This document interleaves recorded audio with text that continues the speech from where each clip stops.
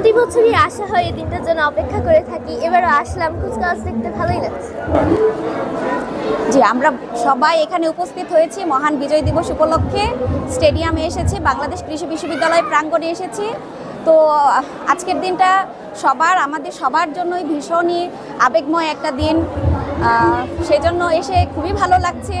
সকাল সকাল ভোর, শিশির ভেজা ঘাস, তো এসে হেঁটে হেঁটে এসেছি, ভীষণ ভালো লাগছে। তো বাচ্চাদের কুচকাওয়াজ দেখতেছি, ভীষণই ভালো লাগছে। শুভ সকাল। বিজয়ের এই দিনে আমরা শ্রদ্ধাভরে স্মরণ করি সেই সব অকুতোভয় মুক্তিযোদ্ধাদের, যারা আসলে তাদের সর্বোচ্চ ত্যাগের মাধ্যমে আজকে আমাদেরকে স্বাধীন বাংলাদেশ বিশ্বের মানচিত্রে অভ্যুদয় ঘটিয়ে আমাদেরকে একটি মুক্ত স্বাধীন দেশে বাস করার সুযোগ করে দিয়েছে। আজকে এই উপলক্ষে জাতীয় দিবস উদযাপন কমিটির মাধ্যমে কুচকাওয়াজ এবং শারীরিক কসরত প্রদর্শনী অনুষ্ঠিত হচ্ছে। বিভিন্ন সংগঠন আজকে এখানে অংশগ্রহণ করেছে এবং অত্যন্ত সুন্দরভাবে এই কার্যক্রম পরিচালিত হয়েছে। এখানে অনেকের স্বতঃস্ফূর্তভাবে আসলে অংশগ্রহণ করেছে অনেক দিন পরে।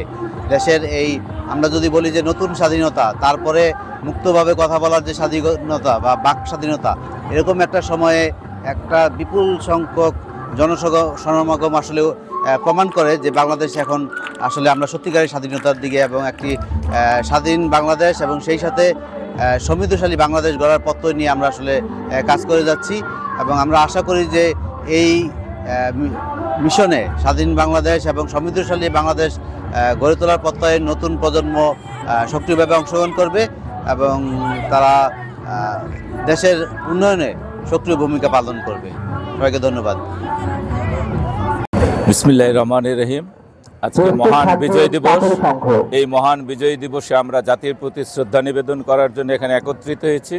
সেই হিসেবে কৃষি বিশ্ববিদ্যালয়ের অঙ্গ সংগঠন হিসেবে কৃষি বিশ্ববিদ্যালয় কলেজে এখানে উপস্থিত হয়েছে এবং উপস্থিত হয়ে জাতির প্রতি আজকে আমরা শ্রদ্ধা নিবেদন করছি। ধন্যবাদ।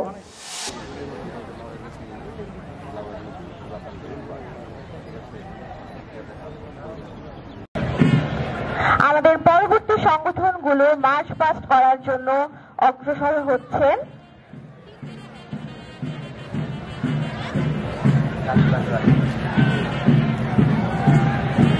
আমাদের মাননীয় ভিসি মহোদয় মঞ্চে আরোহণ করছে।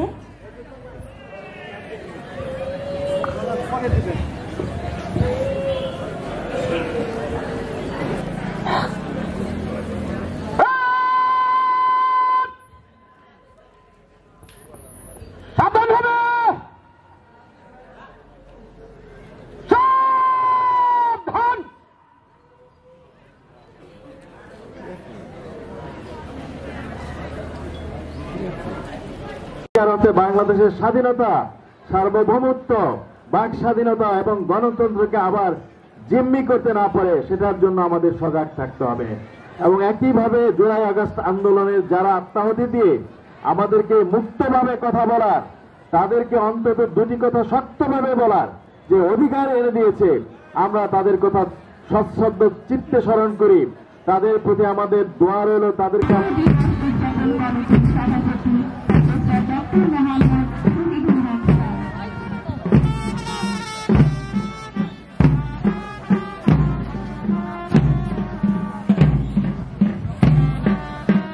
স্বাধীনতা তুমি যোজনা পুকুরে মধ্য পুকুরে গ্রাম্য মেয়ের আবাদ সাপার।